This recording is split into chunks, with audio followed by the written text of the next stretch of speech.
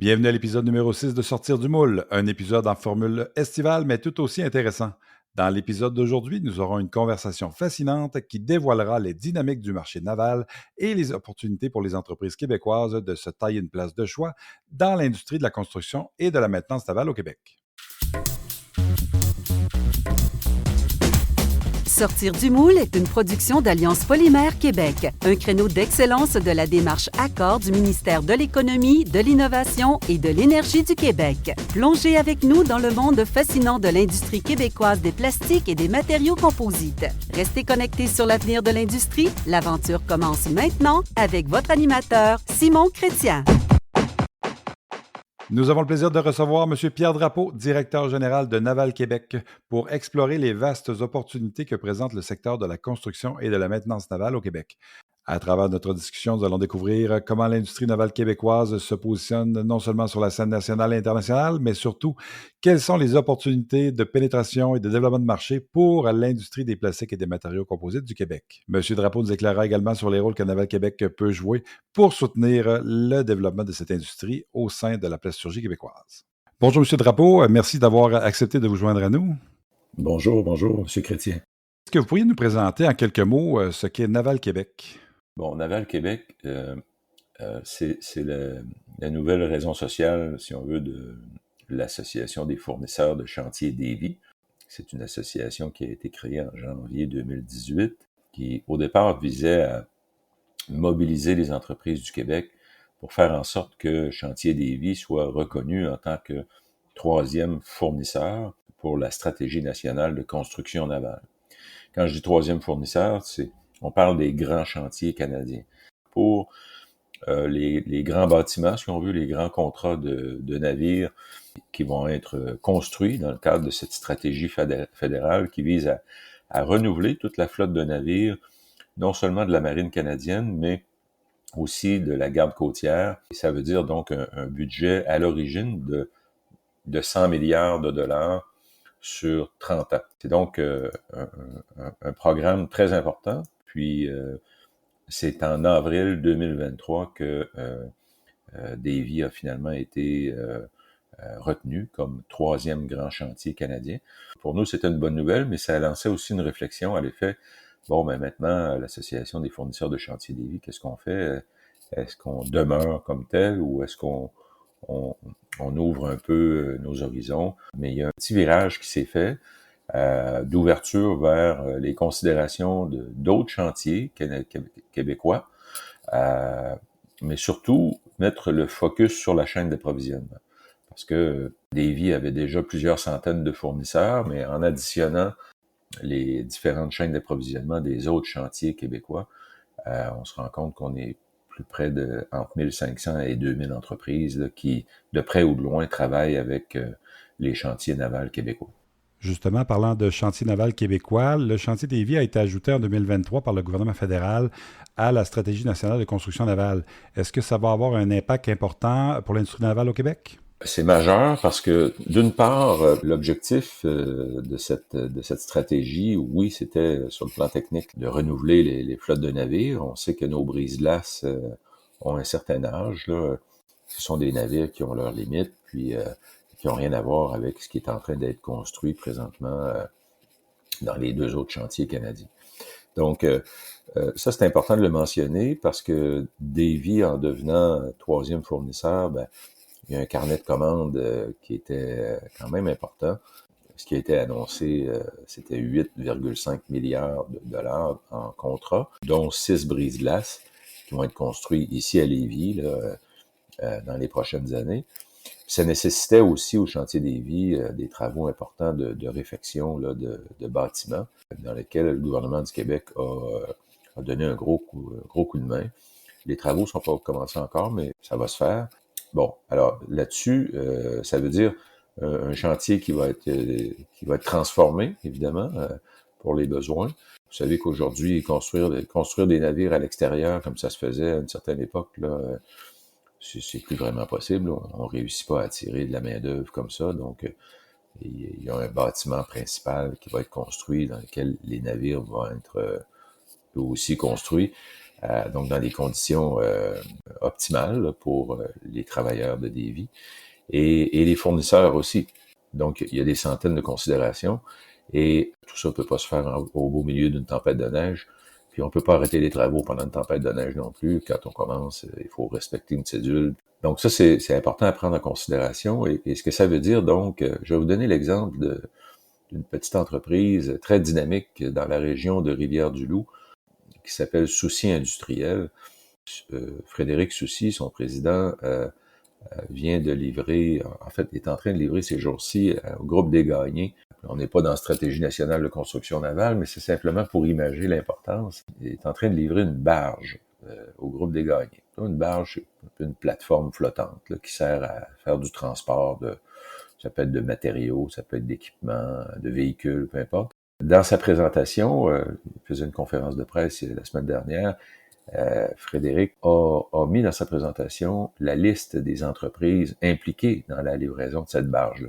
Alors, quand tu regardes la barge, là, tu vois pas un navire militaire, là, tu vois une plateforme qui va éventuellement flotter, puis ça a l'air simple comme ça.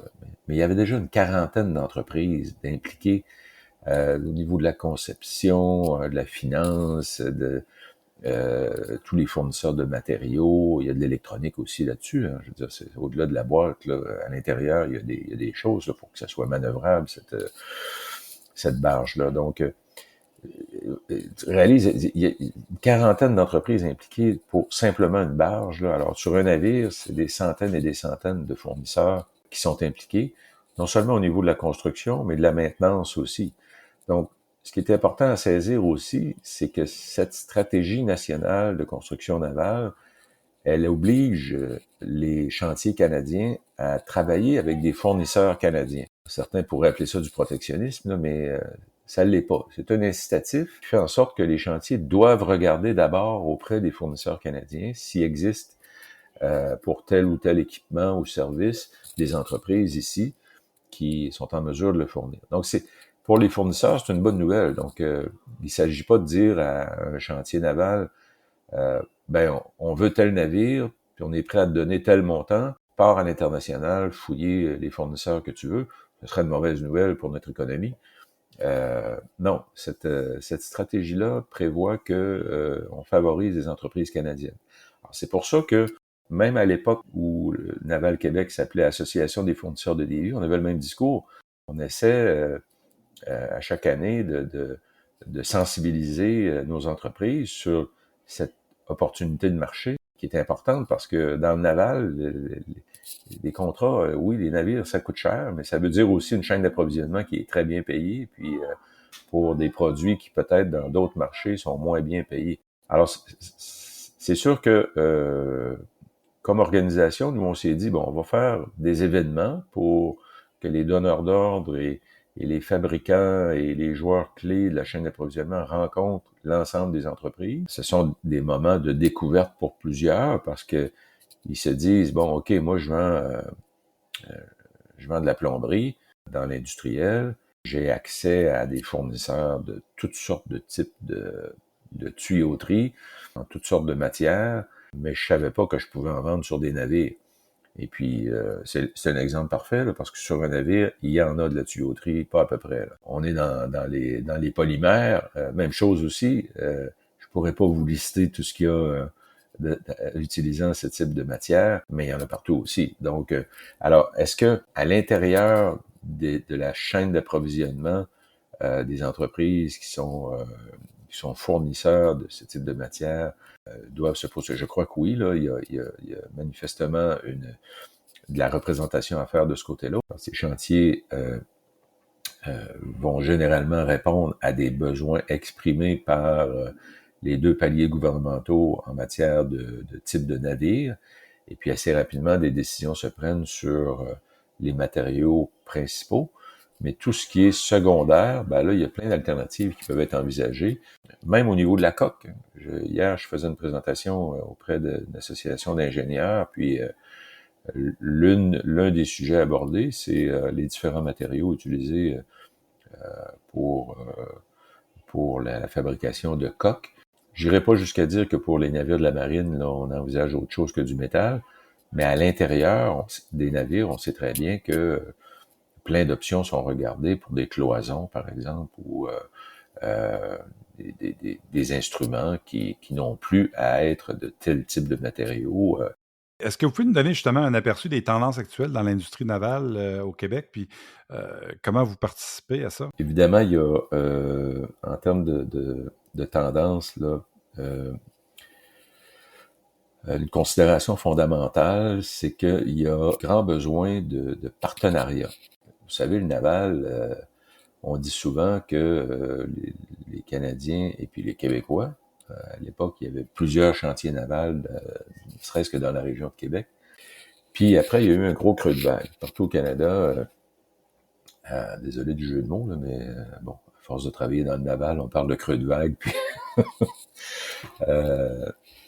et là, cette stratégie fédérale, elle va permettre la relance du secteur naval. Mais comme notre économie n'est pas si mal en point, donc on a beaucoup d'entreprises qui ont de la difficulté à recruter, ça c'est un enjeu majeur, mais quand même qui sont, je parle de la moyenne et grande entreprise, qui sont en bonne situation, et les carnets de commandes sont passablement remplis, mais celles qui commencent à s'intéresser au naval, à travers même les plus petites, pour accélérer le pas, doivent idéalement s'associer ou créer des partenariats avec des entreprises qui sont souvent de l'extérieur du pays, qui, elles, n'ont jamais arrêté. Par exemple, il y a quelques semaines, on avait une quarantaine de participants lors d'une mission en Finlande. L'objectif était celui-là, c'est que chacun d'entre eux avait identifié sa spécialité et puis nous disait être à la recherche de partenaires dans telle ou telle spécialité. Et puis il y a carrément des jumelages qui sont en train de se faire depuis ce temps-là parce que les entreprises canadiennes voient le marché de plusieurs milliards là, au Canada, donc ils se disent bon ben si je veux éventuellement soumissionner sur un contrat canadien quel qu'il soit, faut que j'aille chercher de la connaissance à quelque part parce que bon je sais pas moi je suis dans la construction de bâtiments ou je fais de la plomberie, même si c'est dans les bâtiments industriels, mais j'aimerais ça peut-être en faire sur des navires. Bref, c'est un pan de marché qui va être créé. De toute façon, ça va être créé. Alors, pour les entrepreneurs moindrement dynamiques, comme par exemple Frédéric Soucy en est un, alors lui, il a des intérêts très affirmés là, de se développer du côté naval parce que pour les quelques projets qu'il a fait dans les dernières années, il se rend bien compte que c'est un marché payant et qu'il a tout intérêt à s'organiser. Donc, il n'y a pas vraiment de limite. Il faut savoir qu'un navire, c'est une ville flottante. Là, donc, il y a de tout. Hein. Sur l'Astérix qui a été livré par Chantier des Vies en 2017, ben, il y a des télés de chez Ameublement Tanguay. Et puis, bon, il y a des pare-brises, il y a toutes sortes d'équipements, il y a des milliers d'équipements. Donc, si quelqu'un se dit, je ne sais pas si je peux vendre sur un navire, ben, s'il vend déjà dans le secteur industriel son produit ou son service, il devrait se pencher sur la question, il devrait poser la question. Puis après, ben, c'est sûr qu'il faut une certaine colonne, là, parce que dans le naval, tout se passe pas la semaine prochaine. Tu sais, c'est un long processus.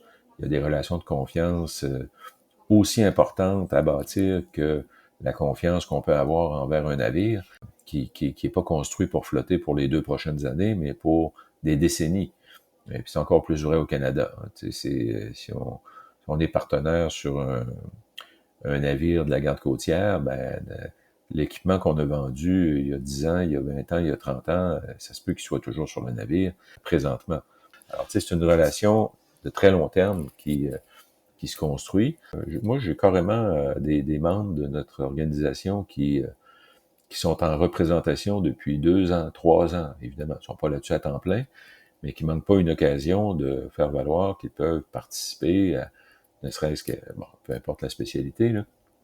Et c'est important de garantir une présence, puis éventuellement, il y a une invitation qui leur sera faite, ou des explications leur disant, ben écoute, il y a tellement de monde dans ton domaine, peut-être que tes tarifs sont trop élevés, peut-être pas, en tout cas, bref.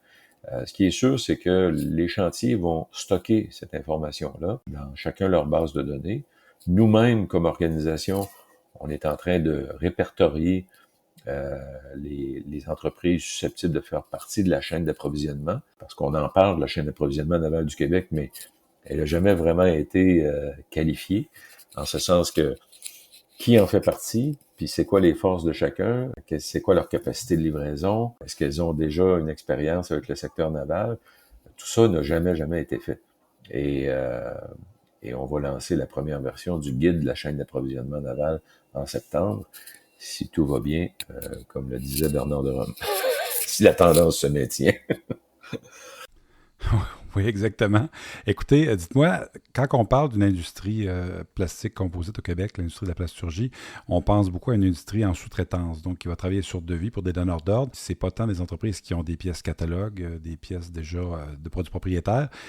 Quelle est la place pour une industrie de sous-traitance dans le marché naval et est-ce que c'est possible de pouvoir pénétrer ce marché-là, notamment par une commande où ça va nécessiter la fabrication d'un moule, fabrication d'outillage, pour ensuite fabriquer un certain nombre de pièces et souvent même pour avoir une rentabilité, on doit avoir un minimum. Est-ce que c'est possible? Est-ce que c'est une opportunité pour l'industrie de la plasturgie au Québec? Moi, je vais dire oui tout de suite parce que c'est déjà le cas. Maintenant, peut-être qu'il faut faire un exercice de présentation le plus large possible à des fournisseurs susceptibles d'utiliser ces matériaux. C'est sûr qu'actuellement, donner une réponse précise à ça serait risqué avant de donner l'impression qu'on utilise les polymères pour tel type plutôt que tel type de matériaux, d'équipement. Je ne me risquerais pas à donner une réponse précise, mais clairement, c'est vrai dans d'autres filières économiques, c'est vrai dans d'autres filières industrielles, puis c'est vrai dans le naval aussi. Alors c'est comme ça qu'on va arriver à développer, parce que notre préoccupation va dans le sens de faire en sorte que ces retombées du programme fédéral et aussi de la stratégie maritime québécoise, dont j'ai moins parlé, mais quand même qui va faire en sorte que nos traversiers aussi vont petit à petit se renouveler. Il y aura bientôt un appel d'offres qui va se faire pour, je crois, trois traversiers. Notre préoccupation, donc, c'est que ces retombées-là se fassent ici. Parce que malgré ces incitatifs qui sont faits au chantier d'acheter d'abord auprès d'entreprises canadiennes et québécoises, il se peut quand même que, pour toutes sortes de raisons, il y a des entreprises de l'extérieur qui soient choisies. Il y a une certaine forme de pénalité là, prévue dans ce sens-là pour ce qui est de la stratégie nationale de construction navale.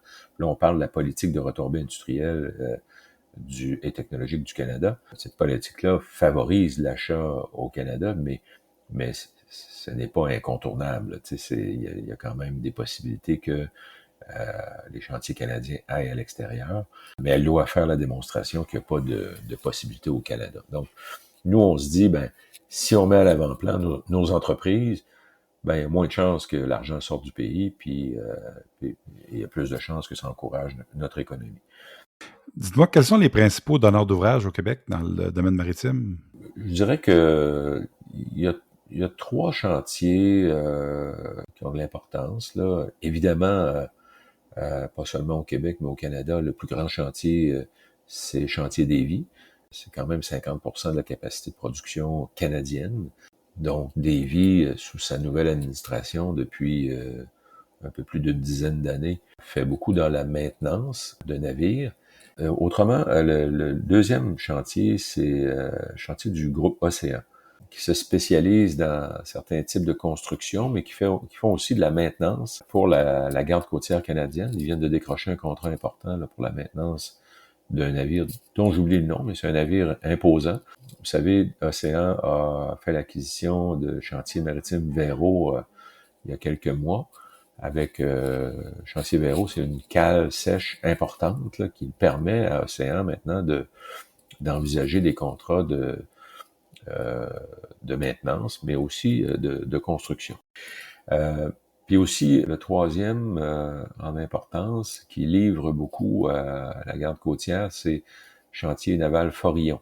Il livre des navires de plus petite taille, mais qui jouent un rôle très important pour la garde côtière, qui peuvent se déplacer dans toutes les conditions aussi. Là. Il faut imaginer les grands brise-glaces, mais en plus petite taille. qui n'ont pas les capacités des brise-glaces, même s'ils peuvent se débrouiller 365 jours par année, là, et qui sont davantage utilisés pour des situations d'urgence, là. Il y a des entreprises, j'en parle moins souvent, mais comme Navamar, dans la région de Montréal, qui fait aussi dans la construction de plus petits navires, des tugs qu'on appelle, qui sont très utiles là, dans l'industrie maritime. Et ils font quelques livraisons là, à chaque année. Sinon, on tombe beaucoup dans les navires, c'est-à-dire la construction de navires dans l'Est, là, beaucoup de navires dédiés à l'industrie de la pêche.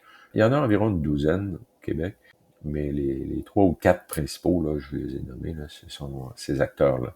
Donc, eux, carrément, et évidemment, ils essaient d'avoir de la clientèle, soit au niveau des armateurs privés ou des donneurs d'ordre gouvernementaux. Dans les deux cas, une fois qu'ils ont obtenu des contrats, d'abord, ils doivent faire la démonstration que les chaînes d'approvisionnement sont disponibles et qu'ils vont pouvoir livrer dans les prix, dans les délais, avec un niveau de qualité supérieur. Mais une fois qu'ils ont signé les contrats, ils se tournent vers les entreprises québécoises parce qu'il y a un chiffre important à retenir, puis ça varie selon le type de navire un peu, mais entre 50 à 75% du coût d'un navire, ça va passer par la chaîne d'approvisionnement. La différence, c'est la main-d'œuvre et les frais administratifs, puis le profit que peut faire le chantier sur un navire. Dans le cas des navires de croisière, on est presque à 75%. Là. On n'en fait pas de navires de croisière ici au Canada, mais les chantiers français eux-mêmes déclarent que c'est 75% du navire dont le coût provient de la chaîne d'approvisionnement. Donc c'est pas peu dire. Là. C'est pas comme si on disait que la chaîne a peu d'importance. Là, c'est majeur. Donc c'est pour vous dire qu'au fond le chantier va généralement ou les chantiers vont généralement travailler sur la coque avec la main-d'œuvre qu'ils ont. Donc, assembler les grands blocs, peut-être même construire ces grands blocs-là qui vont constituer la coque. Mais tout ce qui est à l'intérieur, généralement, provient de la chaîne d'approvisionnement, tant au niveau, peu importe le matériau, peu importe les équipements. Là. Alors, c'est dans ces eaux-là. Là. Donc, pour ce qui est des navires de croisière, on parlait jusqu'à 75%. Ce chiffre serait un peu moindre concernant la marine et la garde côtière, mais ça a peut-être évolué. On va avoir des nouveaux chiffres avec les nouveaux navires qui se construisent actuellement au Canada, mais de toute façon, on est dans ces eaux-là. Donc, oui, justement, dites-moi, au-delà des opportunités de maillage d'affaires là, qui sont possibles dans vos événements de rendez-vous de la chaîne d'approvisionnement, c'est quoi la meilleure approche, la meilleure opportunité de pénétration pour les manufacturiers pour pénétrer un marché, réussir à offrir leurs services? Est-ce que c'est en passant par Naval Québec? Est-ce que c'est en approchant directement les chantiers navals dont on a fait mention? C'est quoi la meilleure façon de réussir à développer son réseau d'affaires?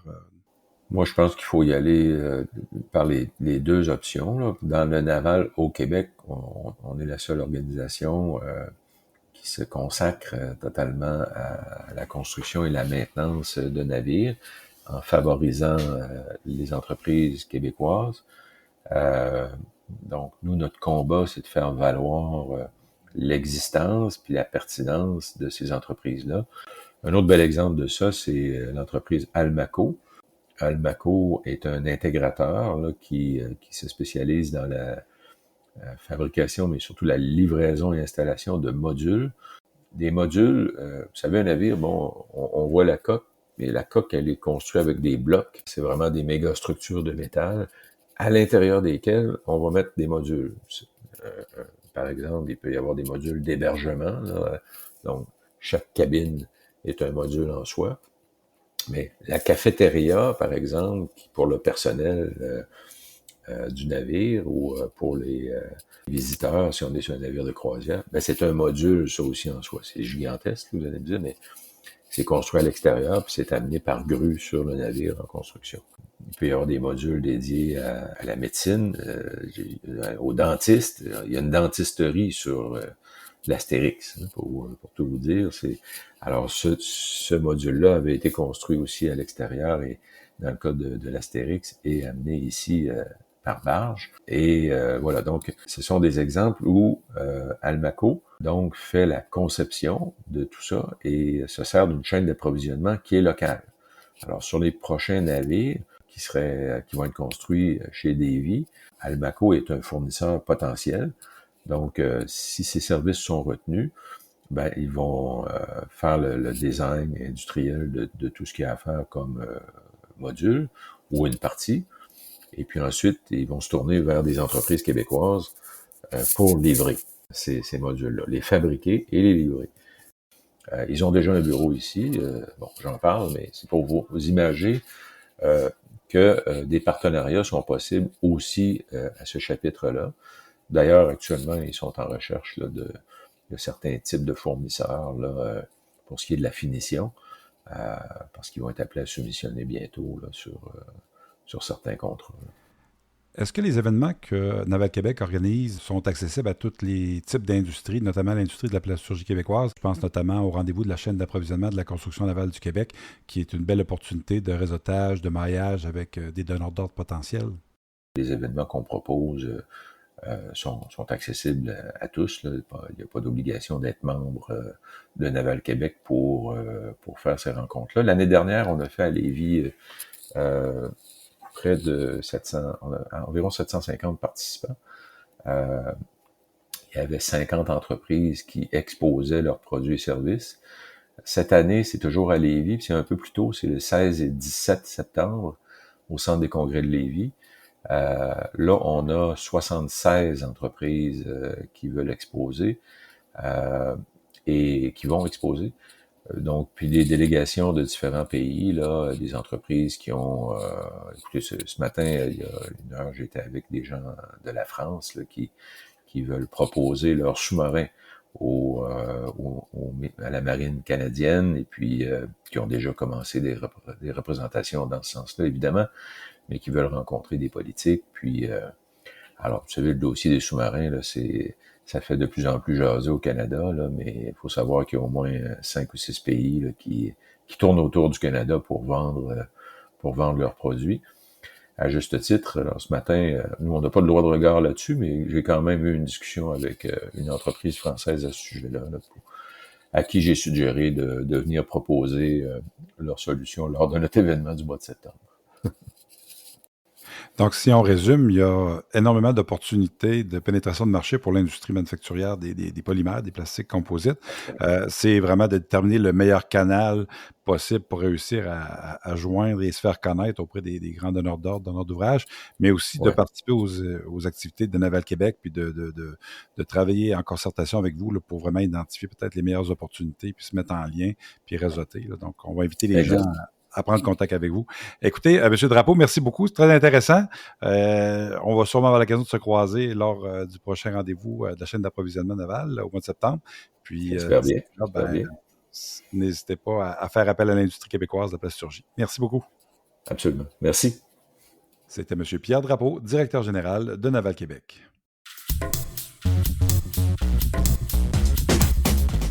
D'ici à notre prochain épisode, continuez à innover, à questionner et à sortir du moule. N'oubliez pas de partager cet épisode, de cliquer j'aime et de vous abonner à notre balado. Merci d'avoir été avec nous aujourd'hui. Je suis Simon Chrétien et c'est un plaisir de partager ce moment avec vous. À la prochaine sur Sortir du moule.